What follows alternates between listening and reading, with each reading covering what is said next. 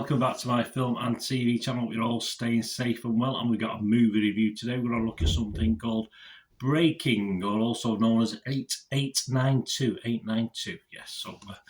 So if I mention that, you'll know what I'm talking about. 103 minutes, a 15 certificate, a thriller, drama, and crime movie. So let's have a look at that today. Please, if you are new to the channel, push that subscribe button, push the bell notifications. Great to have you on board. Everything film and TV, of course. Film reviews, information vlogs, quizzes, drama reviews, lots of different things. So you can spread the word, be much appreciated. I try and inform and entertain, certainly inform on other people's views, not just about me. This is other people's views on various critic sites, etc. as well. So hope you enjoy it. If you are pushing buttons, you can push that little like button. Be very much appreciated. Try to get about 15 likes. It's not a massive target, so you can help me towards it. That'll be very, very grateful. Right, Breaking. Here we go. Written and directed by Abby Damaris Corbin.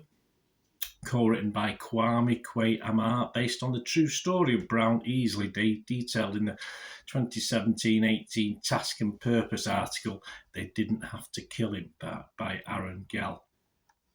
Or Gel, G-E-L-L, however you pronounce that, my apologies.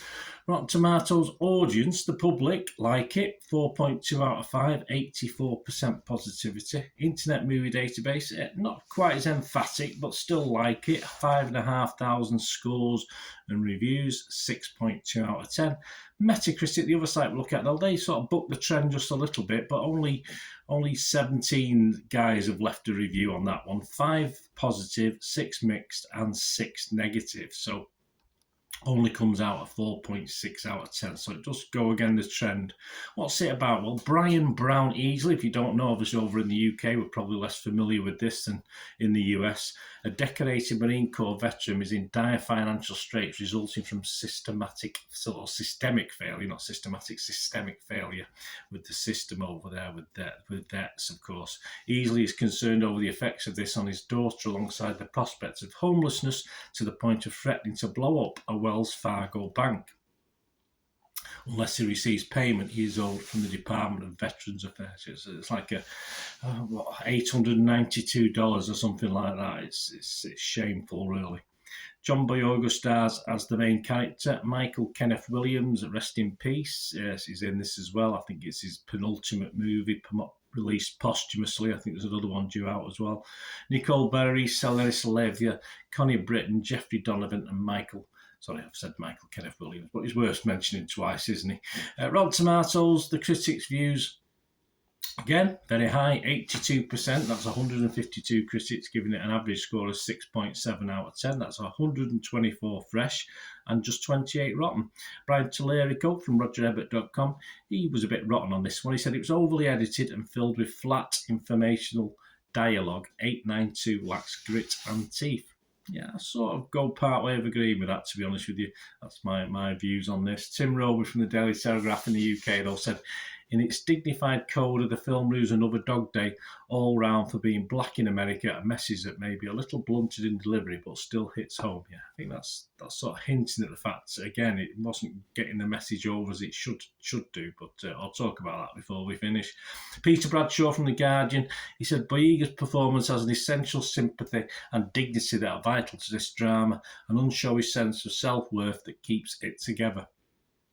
And the website's consensus, Breaking struggles to effectively convey its messages, but its noble intentions are well served by John Boyega's electrifying performance. Yeah, I would agree with that sentiment. Metacritic, the other site we look at, uses an average score. It's 66 out of 100, based on 32 critics, 21 positive, 11 mixed, and 0 negative, so that's good.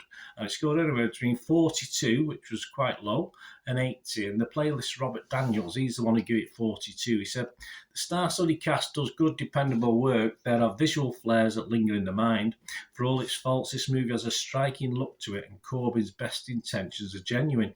The ending comes with a startling bang, but what remains when the dust settles By the end of the over-tightened 892, unfortunately, a memorialisation to Brown Easley's plight, we know little about the actual man. Yes, I would echo that one. Variety's Peter de Brugge gave it 70 out of 100. He said, Brugge is the most interesting thing about the movie, specifically the way he portrays a tragic, psychologically damaged individual fighting for what matters to him, although it's also noteworthy from featuring Michael Kenneth Williams' final performance as the hostage negotiator. But as I said, I think he's got one more film to come out as well. Right, my little thoughts before we go. Yes, if it was Rotten Tomatoes, yes, I would give it a fresh rating. I've only got an option of fresh and rotten, haven't we? So I would give it fresh. If it was Metacritic, I'd say mixed on this one. And if it was Internet Movie Database, I'm going to give it my score out of 10 of just 5.5. So just a little bit below my favourite 6 out of 10 watchable, but this is sort of watchable, but I'll just explain as succinctly as I can. I like this. I did applaud its intentions, but for me it didn't do the subject matter, give the subject matter the real credence it deserved. Boyega and Co do a good enough job with a mixed bag of a script. It just for me lacked edginess, lacked pathos, and all. It's though the viewer had to fill in all the key elements to really enjoy this film. Yes, I appreciate what was happening with it, but it's as though I had to do the work to find, to get to that compassion, which we should have shown. I care for this man a lot, but it wasn't the story on the screen that made me care. It was just me filling in the gaps. So, yes, a great story. It just needed a better one. It just needed a better film. It just needed a better script for me. No real depth in a film. And that's it. It just needed to be done better. And even would you want to serialise something like this? Why not? If you can do it properly and with compassion, or even a 3 or 4 episode miniseries. It's just not enough. I just didn't get to know enough about the character, and I wanted to. I did feel sorry for my own because I knew of what happened, the real events, etc. So, and that's not perhaps how it should be for me. A bit of a wasted opportunity. Anyway, let me know what you think, guys. It'd be great to hear from you. Till we meet again, that's one thing, don't I? Please stay safe, everyone. Bye for now.